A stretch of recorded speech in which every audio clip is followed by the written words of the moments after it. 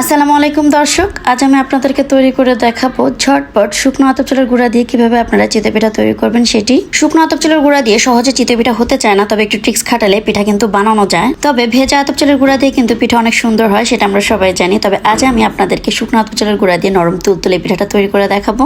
তাহলে চলুন মূল রেসিপিতে চলে যাই। পিঠা বানানোর জন্য এখানে আমি 1 কাপ শুকনো আতপ চালের গুঁড়া নিয়েছি। যারা নতুন কখনো শুকনো আতপ চালের গুঁড়া দিয়ে পিঠা বানান নাই তাদের জন্য আমি 1 কাপ চালের গুঁড়া দিয়ে শুরু করছি। এখানে আমি 1/3 কাপ ফুটন্ত গরম পানি নিয়েছি। পানিটা এমন ছিল যেন আঙুল চুবিয়ে রাখলে সহ্য হয় এরকম পানি দিয়ে আস্তে আস্তে আমি একটা সফট ডো এর মতো তৈরি করে নিব।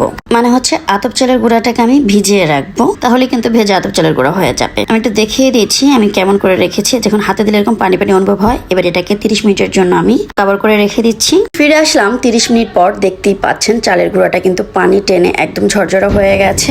এবার হয়ে গেল তো ভেজা আতপ চালের গুঁড়া। এবার এটার ভিতরে আমি নর্মাল পানি মেশাবো। এখানে আমি হালকা কুসুম গরম পানি নিয়েছি, একদমই হালকা, আপনারা চাইলে নর্মাল পানিটাও নিতে পারেন। এবার এখানে আমি হাফ কাপের একটু কম পানি দিয়েছি। এবার ভালোভাবে এটাকে ফেটিয়ে নিব। আমি 5 মিনিট ভালোভাবে ফেটিয়ে নিয়েছি। এবার ঢাকনা দিয়ে ঢেকে রেখে দিচ্ছি আরো আধা ঘন্টা। ফিরে আসলাম আধা ঘন্টা পর। চালের গুঁড়াটা কিন্তু আরো ঘন হয়ে গেছে, দেখতেই পাচ্ছেন কতটা ঘন হয়ে গেছে। এর ভেতরে কিন্তু আরো পানি মিক্স করা লাগবে।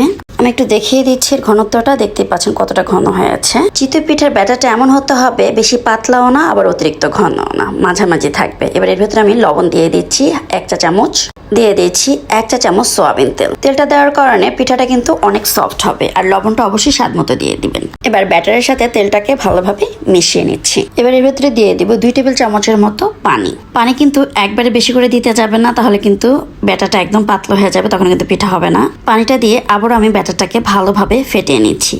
এই ব্যাটারটা যত বেশি আঠালো হবে পিঠাটা কিন্তু ততই ফুলকো আর নরম হবে। আপনারা শুকনো আতপ চালের গুঁড়া দিয়ে কিন্তু 1 ঘন্টার ভিতরে এইভাবে ব্যাটার তৈরি করে পিঠা বানিয়ে নিতে পারেন। আমার ব্যাটারটা তৈরি হয়ে গেছে। আমি একটু দেখিয়ে দিচ্ছি যে ব্যাটারটা কেমন হয়েছে। এই যে এরকম ঘনত্বে রেখেছি, বেশি পাতলাও না বেশি ঘনও না। চামচটা দেখিয়ে দিচ্ছি এটা কেমন হয়েছে, দেখতেই পাচ্ছেন একদমই হালকা ব্যাটারটা। ঠিক এরকম একটা ব্যাটার তৈরি করে নিতে হবে। এবার আমি পিঠা বানাতে চলে যাচ্ছি। এখানে আমি লোহার সাজ নিয়েছি, আর এই সাজটাকে আমি 1 ঘন্টা চুলার আঁচটাকে লো থেকে হালকা একটু বাড়িয়ে দিয়ে ভালোভাবে পুড়িয়ে নিয়েছি। এবার একটি কাপে আমি তেল আর পানি মিশিয়ে নিয়েছি, আর সেটা দিয়ে আমি সাজটাকে মুছে নিচ্ছি। পিঠা দেওয়ার আগে অবশ্যই কিন্তু সাজটাকে ভালোভাবে গরম করে নিতে হবে, তা না হলে কিন্তু পিঠাগুলো নিচে দিয়ে লেগে যাবে। অনেকেই বলেন যে সাজে পিঠা দিলে উঠাতে সমস্যা হয়। সাজে যখন আপনারা পিঠার ব্যাটারটা দিবেন তখন পুরো ভরে দিবেন না, একটু জায়গা খালি রাখবেন। তখন দেখবেন পিঠা হয়ে আসলে অটোমেটিকই পিঠাগুলো সাজ থেকে খুলে আসবে। এবার পিঠাগুলোকে ঢেকে দিচ্ছি। ফিরে আসলাম 1 মিনিট পর। দেখতেই পাচ্ছেন পিঠাগুলো মাশাআল্লাহ প্রথম অবস্থায় কিন্তু ভালোই ফুলেছে।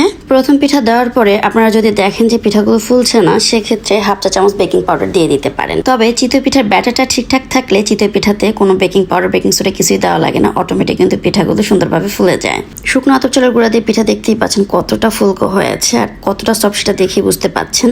অনেকে আছেন খোলায় পিঠা দিয়ে বারবার খুলে দেখেন পিঠাটা হয়েছে কিনা, বা চুলার আঁচটাকে বাড়িয়ে কমিয়ে দেন। এই ক্ষেত্রে কিন্তু পিঠাগুলো ফুলবে না।